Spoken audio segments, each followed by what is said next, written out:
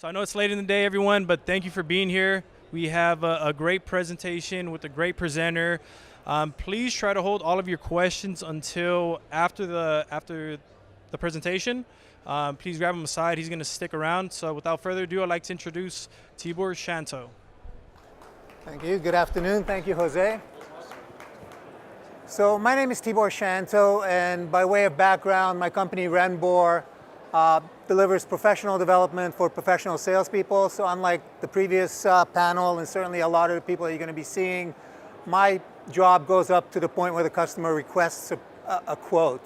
And my clients include small startups from Palo Alto like Xeris to some larger companies you might be familiar with like Telepacific, Chevron Texaco, and everything in between.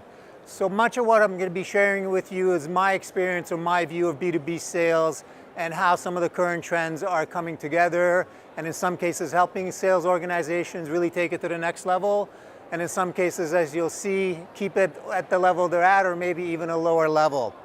So one of the questions I get asked a lot because of what I do is, how has sales changed, or has sales changed at all? And one of the things I find interesting is that generally there's an agenda behind that question. They're trying to get me to say that sales changed in a certain way that their product can fill the plug. The other thing that, for me, that question does is it's a bit naive, in as much as people tend to ask that question as though sales was one process. And we all know that it's not, that in reality sales is a number of multiple processes unfolding at the same time.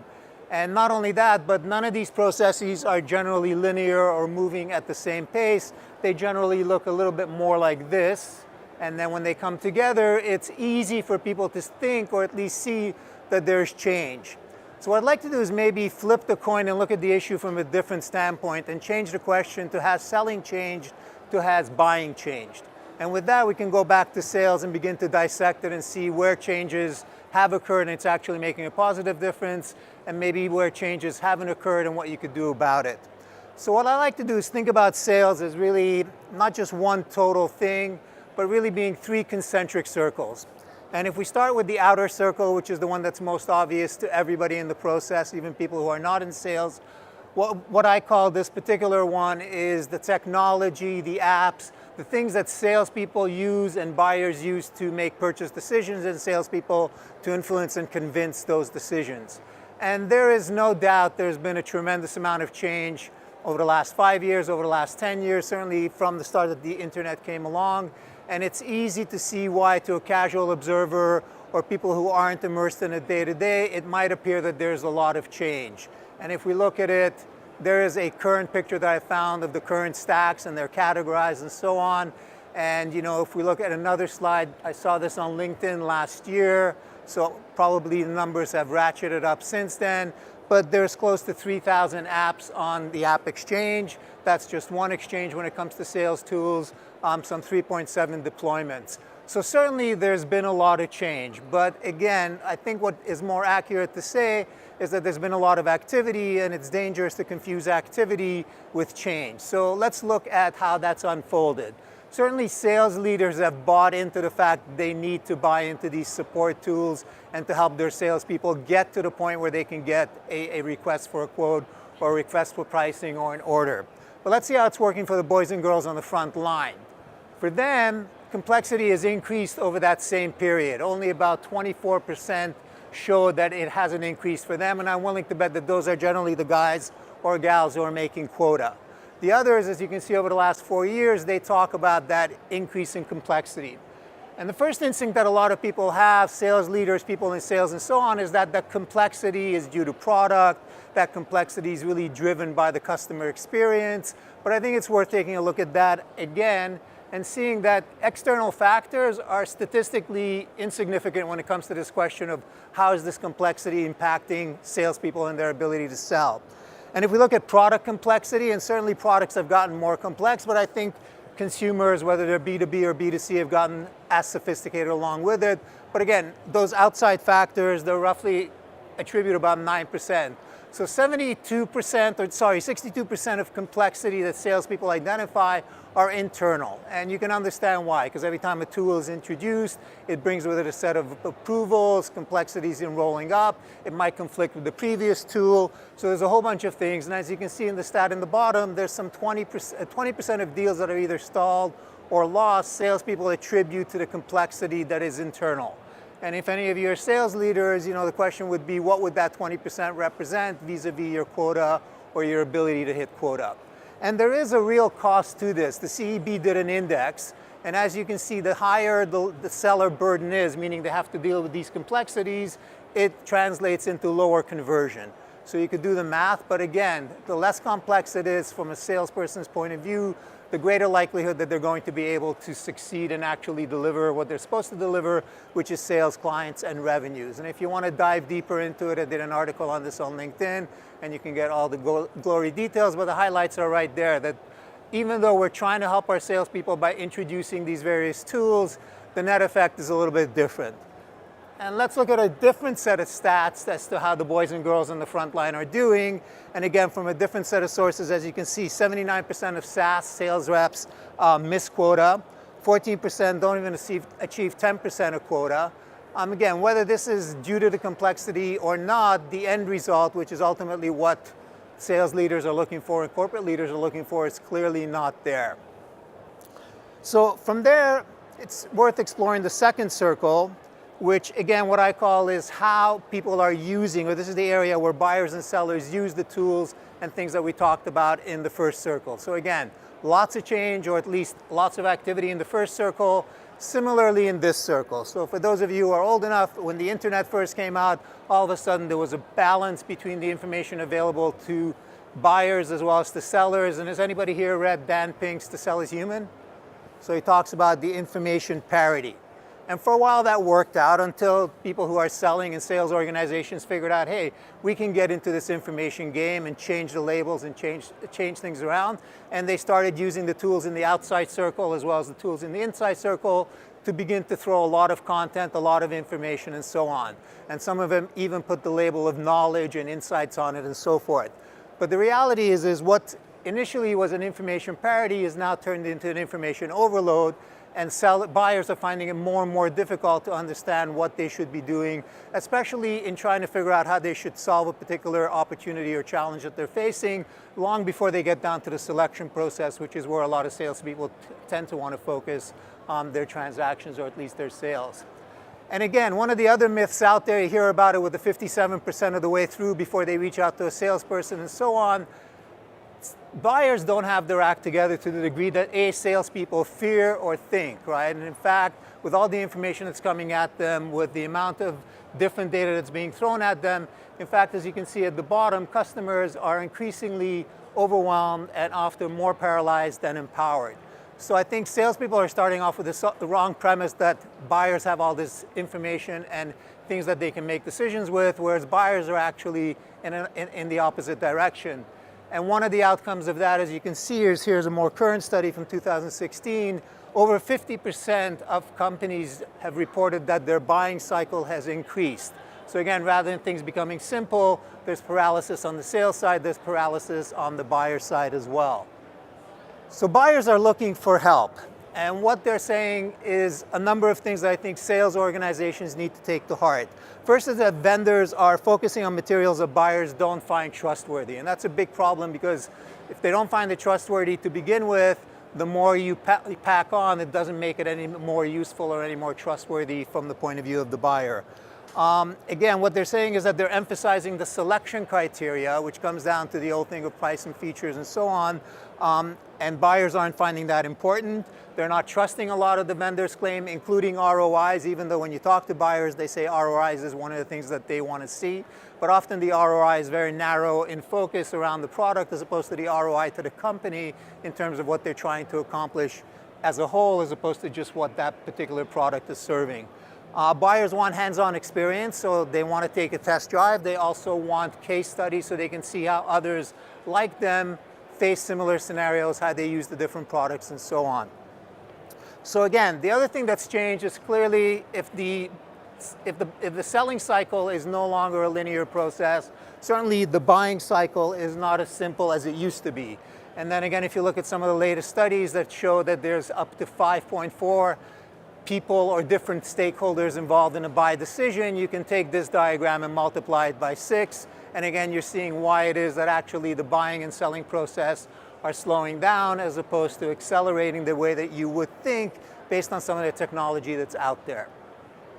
So again, what started off as being information parity, over the last year I would describe as being more like stack parity. Every time the sales organizations increase something on their stack, buyers go out and find the counter tool that builds their stack, and eventually you're back to square one.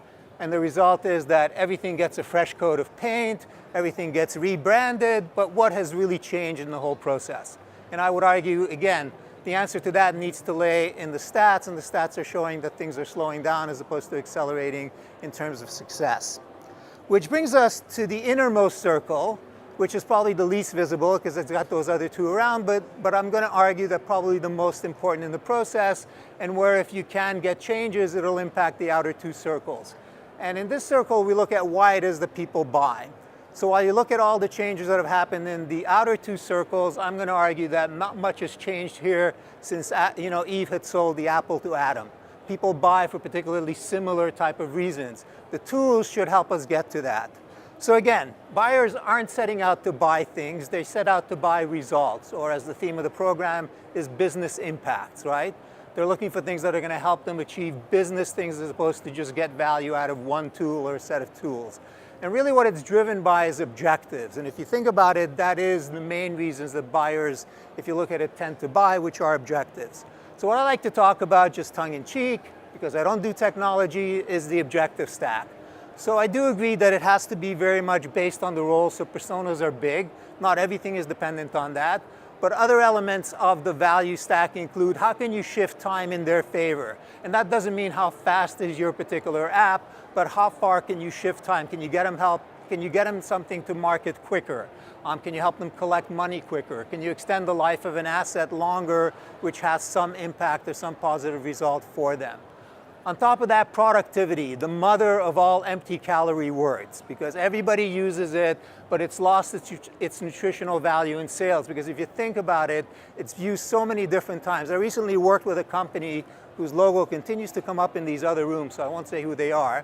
But when I spoke to their salespeople and asked them what do they do for their clients, they said to me, we help them with their productivity. And I said, great, give me an example. They said, oh, well, we help with the efficiencies. And I said, great, give me an example of that. Well, we help them with their productivity. So these are empty calorie words that salespeople tend to use over and over again. So again, think of what productivity is. Let's use the English definition. It's more units of output for either the same or less units of input. So if you can show a client how you can help them be more productive using your tools, there's a greater likelihood that they'll buy in. But if you're saying productivity, they've heard it 1,000 times before, and if we leave it to them to figure out, it's going to take them time, which is why sales cycles extend over time. The other is financial, but again, everybody can talk about how we can increase the top line and increase the bottom line. But what clients are looking for is how can you help them achieve other financial benchmarks? Can you help them change their cost structure so they can have a better margin? Can you help them change the way that they're collecting things so they have quicker receivable cycles, and as a result of that, they have lesser dependency on their line of credit? So there's other financial things that need to come into the discussion than just we can help you get more sales or we can help you save in this particular aspect so you get a greater earnings. There's a lot of other elements. And then finally, the other thing that is underlying objectives is risk management. So again, 70% of people are risk averse. They'll cross the street if they see a big dog. So the question is, how can we trigger that particular risk reflex, or how can we help mitigate a risk that they're facing? And again, most of the time, salespeople try and talk about risk in saying that we represent less risk, but all the customer is hearing is risk. To me, it's a much better idea to use your time with a prospect to show them that actually where they are now is much riskier than they think, and you have a way of helping them mitigate that risk, which means you trigger their risk avoidance, they move away from where they are, which allows them to talk to you. But again, so these are the objectives, but again, one of the things that often tends to happen when we talk about tools and things like that is we pretend that they're right across the board. But if you look at your market overall, whatever your market segment is, you figure it out, but if you look at your market overall, about 10% of your market is out there actively looking. These are the people that salespeople like to talk about who have a pain, who have a need, who are looking for a solution, or it could be a positive thing as well. They may have just gotten a big order and they need to increase capacity or what have you. But these are the people out there actively looking. They're consuming all that content that we're putting out there. They're coming to you. They're the ones that in the previous panel picked up the phone and gave you an order. There's about 20% of the market that I call passively looking. So these are people who maybe have a piece of equipment that's going to be end of life 18 months from now. So they know they have to make a purchase decision, but they have the luxury of being able to defer that. And these are the ones that salespeople unfortunately tend to ignore because they figure it's not going to be an order for 18 months instead of using that long runway to develop and establish themselves as the emotional favorite and really understand how they can help the client. Often you can't pull back that close time, but you could do a lot of work to establish yourself as the go-to individual. But that leaves about 70% of the market in status quo. These are the people who are not out there interacting with whatever I put out there on the web in terms of white paper, case studies, or whatever the case is. They're heads down doing their work, and a lot of the problem is that most of the things that have been developed in terms of those tools and the changes and so on have really been developed to help people in that 30%, the active and passively looking, to get in there, be faster, shinier, cuter, and get the order and move on. But it leaves a lot of opportunity in the white space that I think, A, there's a lot of money to be made there if you approach them from an objectives point of view as opposed to a needs and pains point of view. The question becomes, how do you make that more effectively? And to me, the whole thing comes down to this notion of looking at how these circles interact and maybe changing the interactions between them. So specifically, how can we take the outer circles and use them to change the reasons as to why people want to buy? Because again, in that 70% left on their own, the status quo are going to continue down the path that they're on. But if you can change their thinking, if you can change their view and use the tools in the outer two circles to not replace the human factor in every single instance, but to actually help the humans be able to communicate with buyers in the middle circle as to why they should be buying, how they should be buying, and so on. So to close, my point is in the whole thing is that technology is great, change needs to happen, but let's not confuse adding more and more tools to do the same thing that we were doing before as being change. What I would challenge those of you who are involved in selecting tools is to pick those tools that'll help your salespeople go out there and engage with the entire market as opposed to a small segment of it and focus things around their objectives and again on specific elements including risk, financial, productivity, or efficiency, depending which one you like first, how you can shift time in their favor, and then lastly, what are they going to look at just based on the fact that they do what they do for a living. So an IT guy is going to look at things differently than a marketing person, and so on. But again, if it's not based on outcomes and objectives and is based on pains and needs, you're going to be communicating with a very small part of the market as opposed to being able to change the way the vast part of the market is doing business, and as a result, get the rewards that go with that from a financial perspective. So I'll open it up to questions. I'll point out if somebody does want to download the presentation, you can find it at this URL. But I know it's a bit awkward. If you have a question, let me know and I can read it back so everybody else can hear it through their headset. And I think there's a mic being circulated. I'll be out by the speakers lounge if you have anything that comes up in the next few seconds. Thank you very much.